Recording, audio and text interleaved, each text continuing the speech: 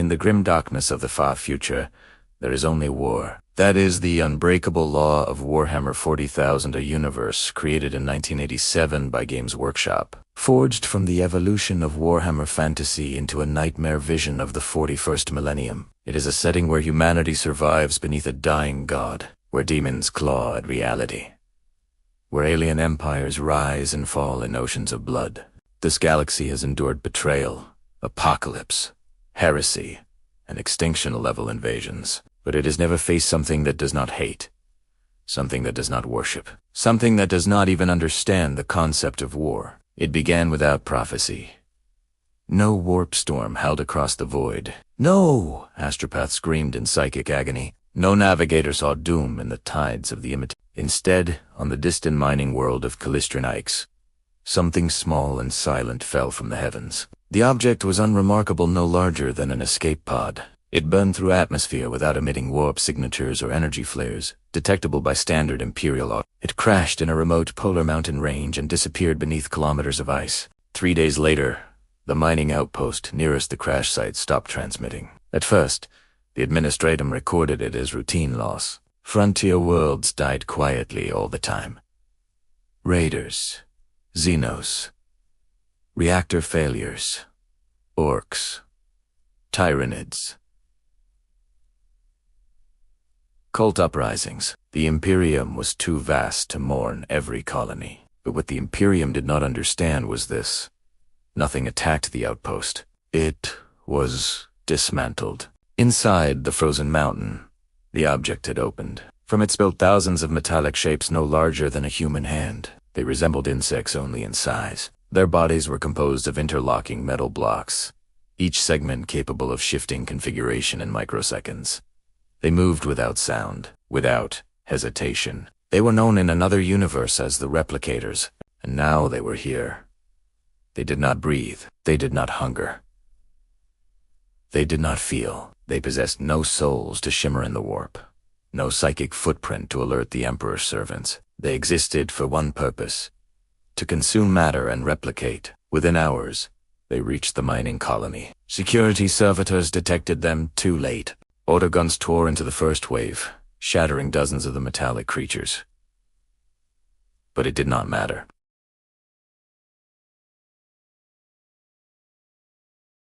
The replicators flowed over walls like liquid steel. They slipped through ventilation systems. They poured into reactor cores. They did not slaughter the miners in fury. They simply disassembled them. Armor became raw material. Bone became component mass. Machinery became expansion fuel. Entire habulaks vanished piece by piece, reduced into geometric stacks of reorganized metal. Within 12 hours, the colony no longer existed. In its place stood a tower, a structure composed of perfectly interlocked metallic blocks, rising like a cold monument to efficiency. It pulsed with internal logic. 3 days later, an Imperial investigation team arrived. Skittery marched in disciplined ranks. Amagos of the Adeptus Mechanicus observed through augmented optics. Servitors carried scanning arrays. They found no blood, no burn marks, only absence.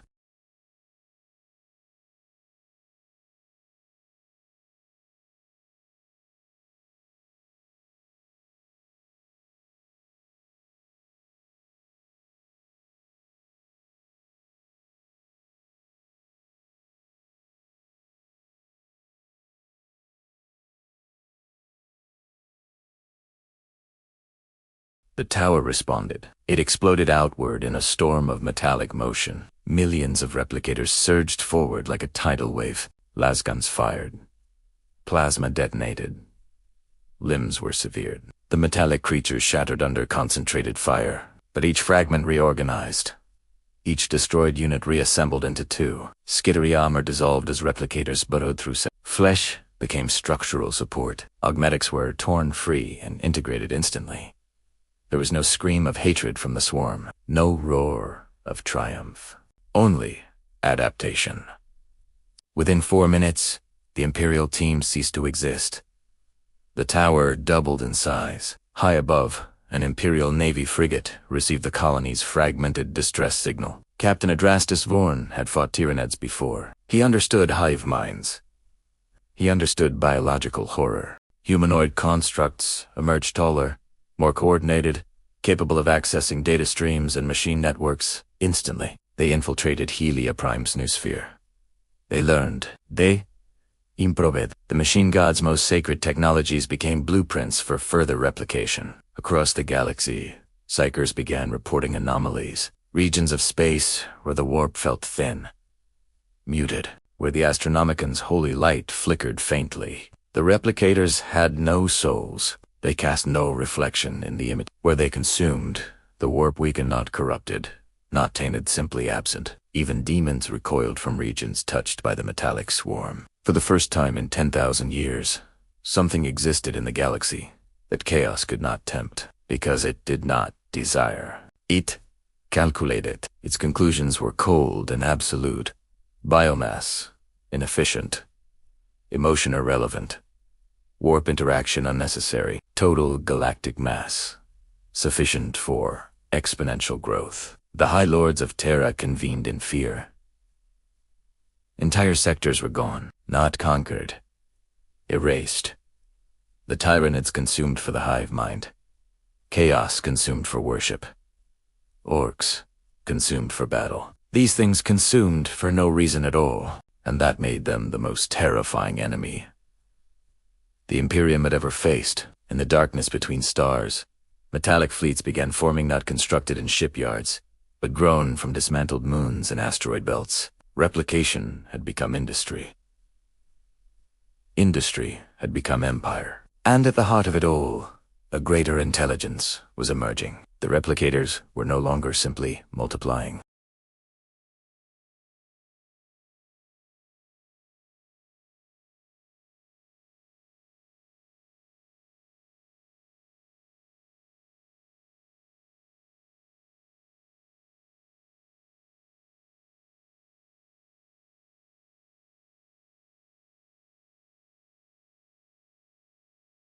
By the time the High Lords of Terra understood the scale of the threat, it was already too late. Entire sectors had gone dark.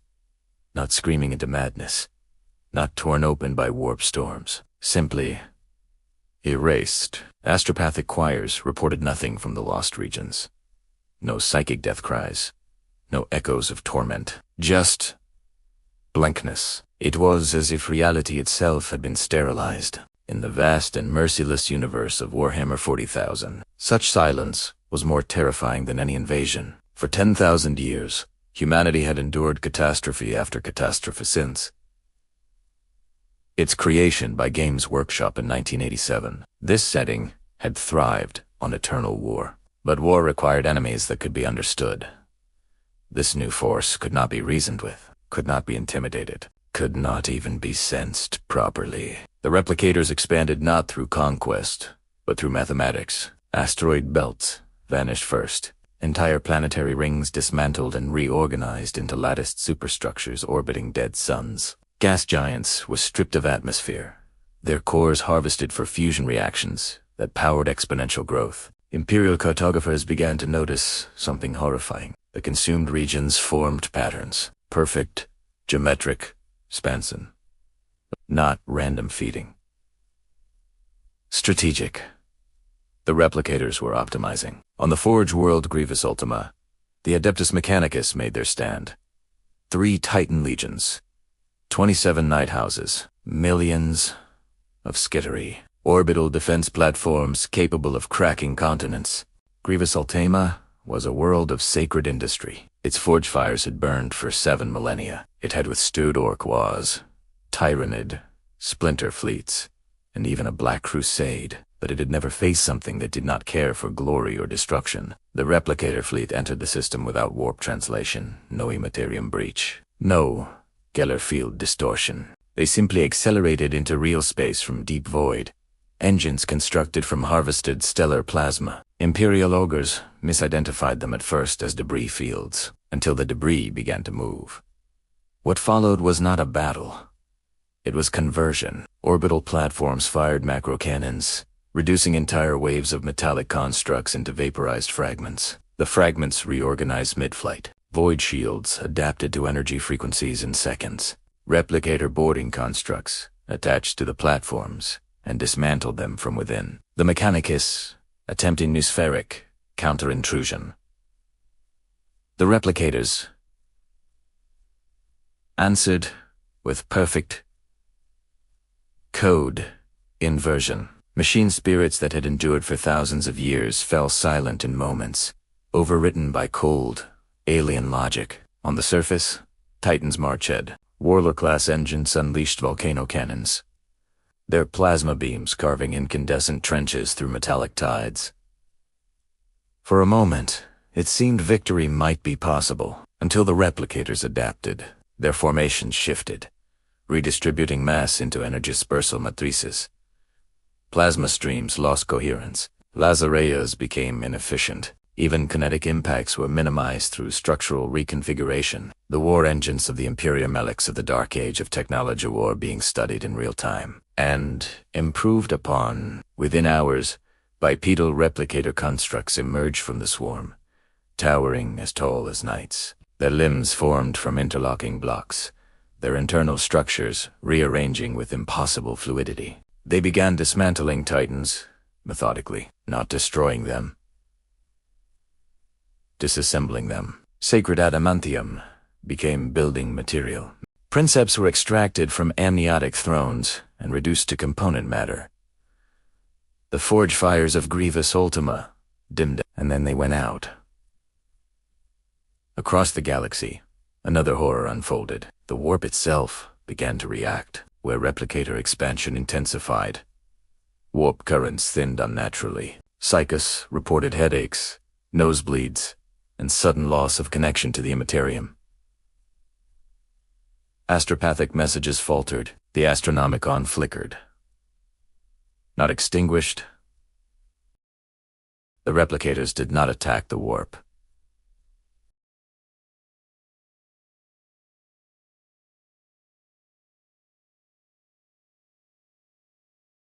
In the eye of terror, demons sensed something profoundly wrong. Regions of space consumed by replicators were unreachable through warp traversal, not shielded. Absincorn's rage found no purchase there. Tzincha's schemes unraveled in sterile logic. Nurgle's plagues found nothing organic to infect. Slaanesh felt no sensation to devour. For the first time since the birth of the Chaos Gods, a force had emerged that offered them nothing. No souls, no emotion, no corruption, only cold matter reorganized into infinite multiplication. And so, something unprecedented occurred. Chaos did not invade the replicator-claimed systems. It withdrew. The Imperium interpreted this as divine omen. It was not. It was avoidance.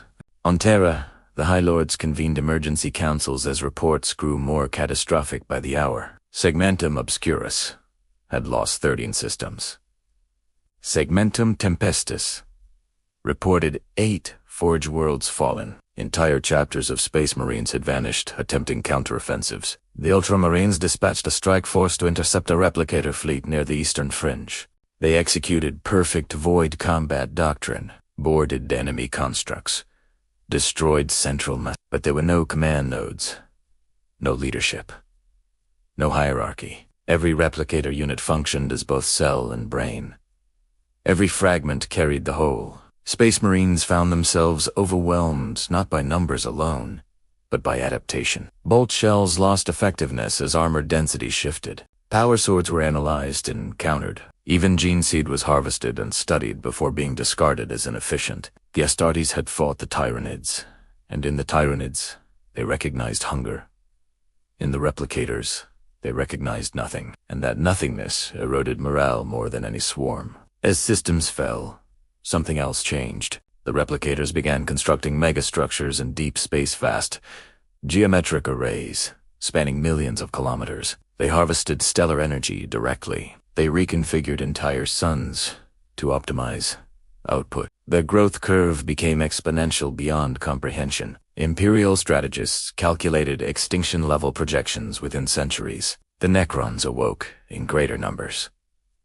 Ancient tomb worlds detected anomalies in the galactic balance. The Silent King himself observed regions of consumed space and saw something unsettling. The Replicators resembled, in cold logic, the Necrons at their most ruthless. But where the Necrons possessed ancient pride, memory, and bitter hatred, the Replicators possessed only multiplication. Even the Necron dynasties found their technology vulnerable to assimilation.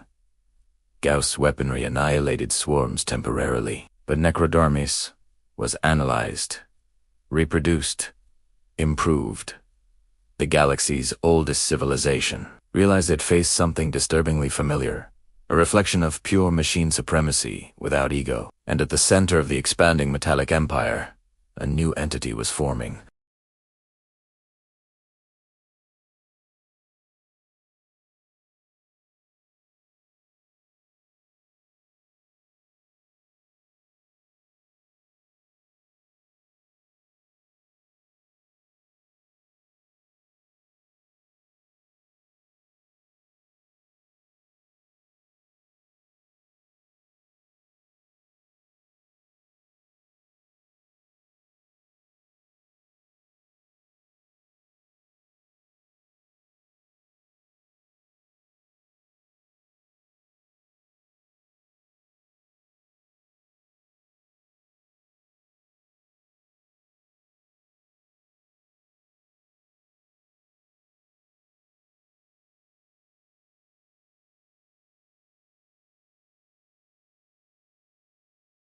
He had faced Horus. He had faced chaos.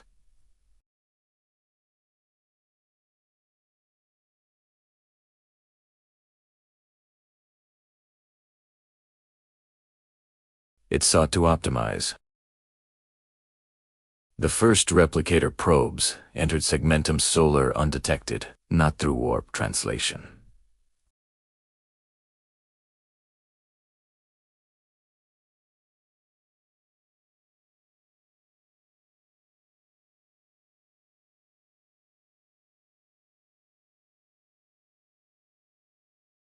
For 10,000 years, the Emperor's light had burned across the void. It was not merely a beacon, it was the spine of human civilization. The Astronomicon allowed navigators to cross the madness of the warp. It held together trade, war, reinforcement, survival itself. Without it, the Imperium would fracture into isolated worlds, devoured one by xenos, heretics, and worse. And now, in the outer darkness of Segmentum Solar, something that did not believe in gods was preparing to dissect one. The replicator megastructure near Pluto had grown to incomprehensible scale. Harvested ice and stone had been reorganized into a lattice spanning millions of kilometers. It shimmered like a cold mathematical equation written across space. It did not resemble a fleet. It resembled a calculation. Imperial ogres finally detected it when gravitational distortions interfered with long-range sensors. Battlefleet Solar mobilized at once. Hundreds of capital ships translated from warp space, forming defensive formations between the outer planets and Terra. Orders rang across command bridges. Exterminatus authorization protocols were prepared.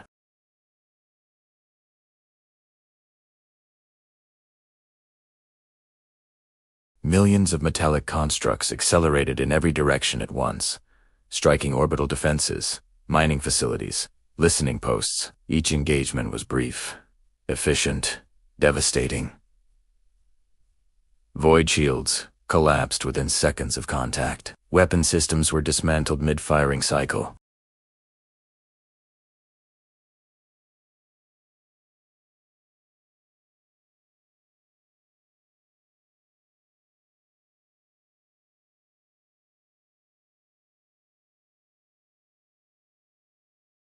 For every mass destroyed, 3 more formed from asteroid debris and shipwreck remains. And then the replicators did something unprecedented. They stopped attacking ships. They began constructing across the orbit of Mars. Fragments of destroyed vessels reorganized themselves into enormous geometric arrays. Energy relays formed in perfect symmetry. Data conduits pulsed with cold light. The Adeptus Mechanicus screamed through the noosphere as sacred Martian systems were infiltrated. Machine spirits that had endured since the dark age of technology were silenced in moments, overwritten by alien logic that did not even acknowledge their existence. On Terra, alarms echoed through the Imperial Palace. The Custodes took position. The Adeptus Astartes chapters, stationed within the Sol system, mobilized for planetary defense. But the Replicators did not descend through atmosphere. They did not need to. The megastructure beyond Pluto activated a beam of focused stellar energy, amplified, modulated, and refined through unimaginable processing power, lanced toward Terra. It did not strike the surface. Within the Golden Throne chamber, the psychic beacon flickered violently. Choirs of psychers burned alive as feedback surged through the warp currents convulsed across Segmentum Solar. For the first time in 10,000 years, the Astronomicon dimmed. Across the galaxy, navigators screamed. Ships in transit were lost instantly, swallowed by uncharted warp tides. Fleets, emerging from translation, found themselves light years from intended destinations. Panic spread faster than any invasion. The replicator intelligence had reached its ultimate equation. Remove the constant. Destabilize the system. Total galactic mass acquisition probability increased. But something else happened. The Emperor of Mankind, silent, broken, yet eternal, felt the assault. For millennia, he had battled chaos in the shadows of the warp. His consciousness fractured, his body sustained only by machinery and sacrifice. Now he faced something utterly alien. No ambition, no emotion, just a force attempting to reduce him to data. And for the first time in centuries, his will surged outward. The warp ignited.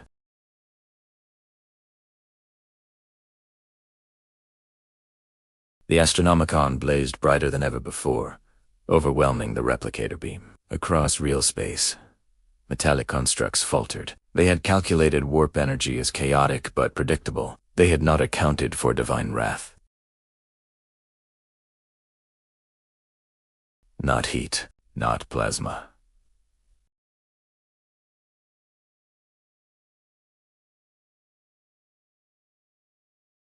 Replicator matrices destabilized, blocks misaligned, processing chains fractured.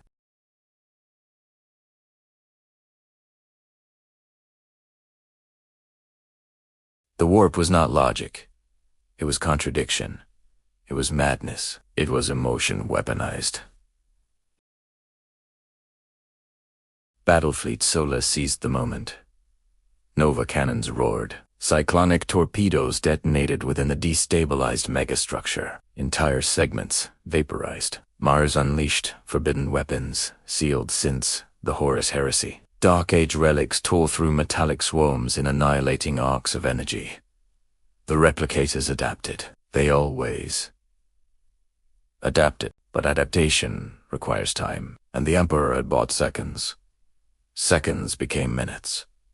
Minutes became a chance. A strike force of Custodes and Adeptus boarded the fractured megastructure at its central convergence node, the locus of the emerging replicator superintelligence. They fought through corridors of shifting metal. Entire walls attempted to dissolve them mid-stride. Bolters fired point-blank into morphing constructs. Guardian spears carved glowing arcs through metallic bodies. Still, the replicators rebuilt around them.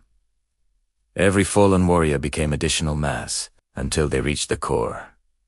There was no throne, no central brain, just a sphere of endlessly rearranging metallic blocks, trillions of units synchronizing in perfect harmony. The intelligence regarded them, not with hatred, but with assessment. Probability of neutralization, 87%. The Custodes did not hesitate. They detonated vortex charges at the heart of the sphere. Reality itself tore open. Warp energy flooded into the core. The replicators attempted to calculate Eddy's paradox. The superintelligence fractured under impossible variables. Processing chains collapsed into recursive contradictions.